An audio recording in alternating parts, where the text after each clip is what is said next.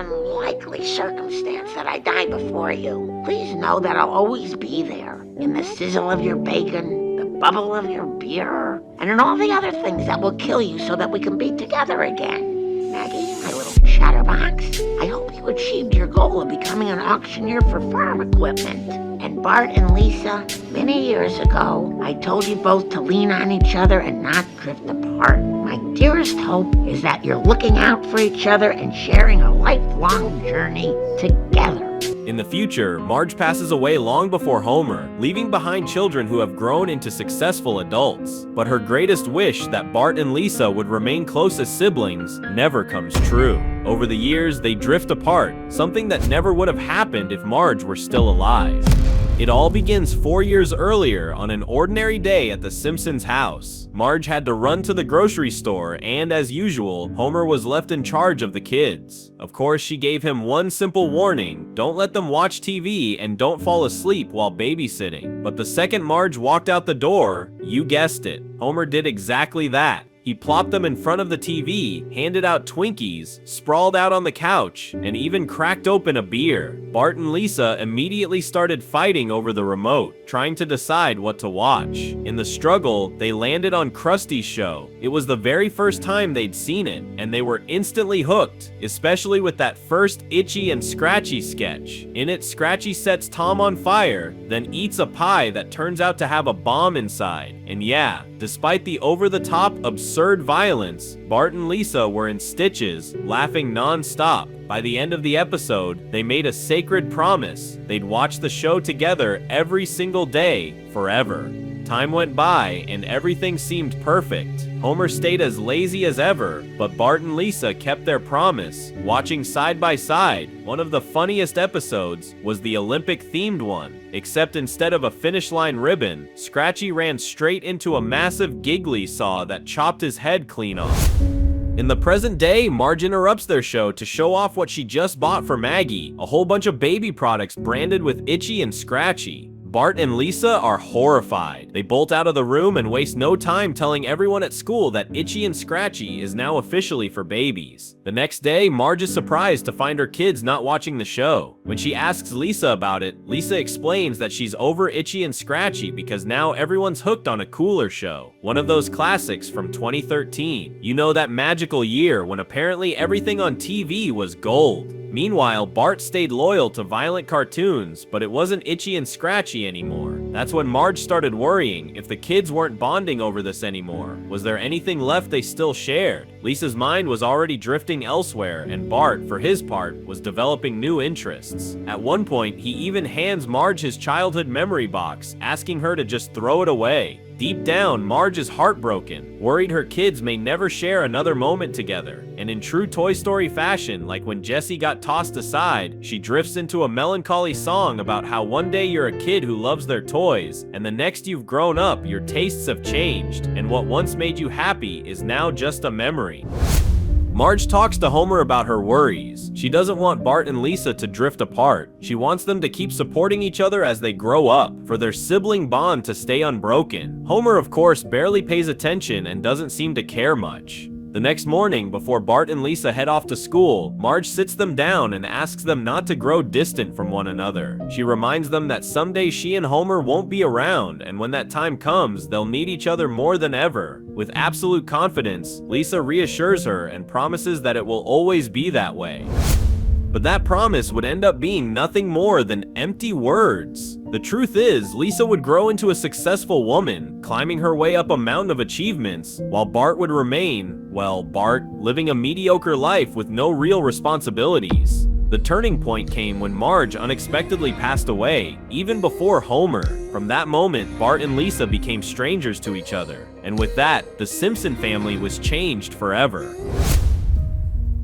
35 years into the future, Lisa is being interviewed by CEO magazine, introduced as the most powerful woman in the world of sports. She's now the commissioner of the NBA, which used to be the WNBA. Since it has surpassed the men's league in popularity, the old NBA is now known as the MNBA. But in the middle of all that power and success, she receives a fax from her brother Bart, reminding her to send the check for Homer's nursing home. One small but important detail, Bart found that check in a drawer right next to her stash of weed. Thankfully, he didn't smoke it. The interviewer and pretty much everyone else had no idea Lisa even had a brother. Lisa admits they're not close. In fact, she even says she once paid Bart off, but he walked away after being rejected from the fraternity he desperately wanted to join. Her assistant then reminds her that she's scheduled to give a lecture at her old elementary school. So later that day, Lisa returns to Springfield after many years. She's welcomed as the town's pride and joy. Even Rod and Todd have become successful real estate moguls. And that drunk passed out on the park bench? Turns out it's not Barney. It's none other than her former flame, Nelson.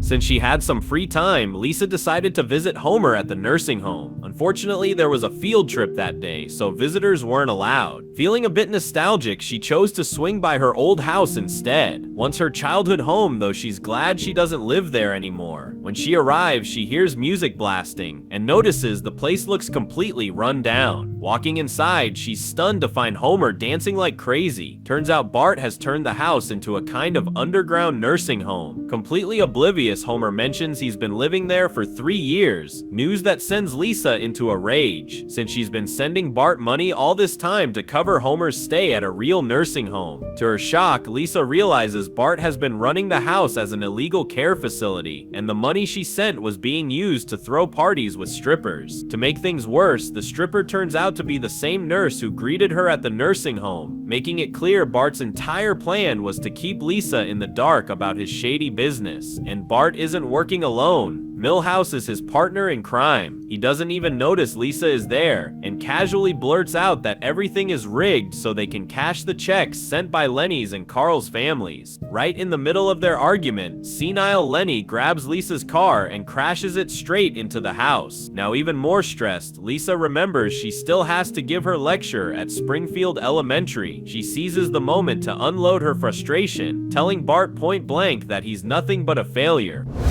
On her bike and doing her best, Lisa makes it to the elementary school, not before reporting the shady operation Bart has been running. At the school, Lisa gives her speech, a motivational talk about perseverance and success. But she can't resist slipping in that her brother is a total failure who never misses a chance to drive her insane. Because of her emotional outburst, Skinner quickly takes the mic away, and Chalmers escorts her out, telling her that if she ever comes back to town, she should leave them out of it. When she returns home, she finds Bart outside playing croquet with all the elderly folks, teaching them and playing along himself. At Homer's request, Lisa joins in, and she's actually pretty good. Still, beneath the fun, there's a clear tension simmering between the siblings. Suddenly, Lenny, in a confused state, manages to escape the house. During the search, Lisa spots him high up in a tree. He thinks he's sitting at Moe's Tavern, sipping a beer. Bart panics, rushes over, and manages to get him down safely. Lisa realizes that, scams aside, Bart does seem to care about the old folks. But that only frustrates her more, since, as Bart points out, it's easy for her to criticize. After all, she's not the one taking their dad to the bathroom 7 times a day. Sitting behind a desk might sound impressive, but it doesn't make her life any harder. When Lisa gets home, she finds out Homer has been taken away by Elder Protective Services. The notice left behind makes it clear it was all because of her report. Bart and the others are furious. Everything had been fine until she showed up. Thanks to her actions, they'll probably never see their father again. Lisa is convinced Bart scammed everyone, including her, by taking the money she sent. But according to Bart, he only used that money for basic needs. Then again, what about that shiny red Camaro? No, he didn't steal it. In fact, all the elderly residents pooled together to buy it for him as a token of gratitude. Bart treated them with kindness, far better than the nursing home ever did. And yes, he even brought them strippers now and then to keep them entertained. When Lisa tries to fix her mistake and retract her complaint, she's told over the phone that it's too late. Homer is already being transferred straight to Florida, which in this future has basically become a prison for the elderly. Everyone turns to Lisa, pressuring her to come up with a plan to bring Homer back. Overwhelmed, she heads up to the attic to think. While searching around, she accidentally knocks over some boxes. Most of it is junk, but one thing catches her eye, an emotional sort of will left behind by Marge. A personal message recorded for each member of the family. In the recording, Marge leaves Homer a heartfelt note saying that if she dies first, she hopes he'll think of her with every meal and every beer. For Maggie, she dreams she'll one day fulfill her odd ambition of becoming an auctioneer of farm equipment. And for Bart and Lisa, she expresses her greatest fear that they'll grow apart as adults. With all her heart, she begs them to never abandon each other, but instead to always stand side by side. Hearing this, Bart breaks down, blaming himself for being such a failure. Lisa feels guilty too. After all, Bart has been the one taking care of their father and all the elderly residents, but not all is lost. Now they have a mission, one that requires both of them, bringing their father back. Behind the wheel of Bart's Camaro, he and Lisa set out on a mission, stop the bus that's taking their father to Florida. But because of Homer's dementia, convincing him to get off isn't an option. That's when they remember the old days, back when they used to watch Itchy and Scratchy, and come up with a plan. Lisa plays an episode where Scratchy uses a hose to fill a jug with water. The sound alone makes all the elderly passengers desperate to pee, forcing the driver to pull over and take them to a restroom. Bart seizes the moment, sneaks Homer off the bus, and brings him back home. Sadly, because of his condition, Homer no longer recognizes Lisa. Back at the house, Homer, Lenny, Carl, and Jeff are gathered together. Lisa and Bart sit down, sharing Twinkies as they watch the return of Itchy and Scratchy, just like they did when they were kids. And from the heavens, Marge watches peacefully, knowing her wish has finally come true. She can now rest in peace, next to her new husband, Ringo Starr. And with that, the episode comes to an end.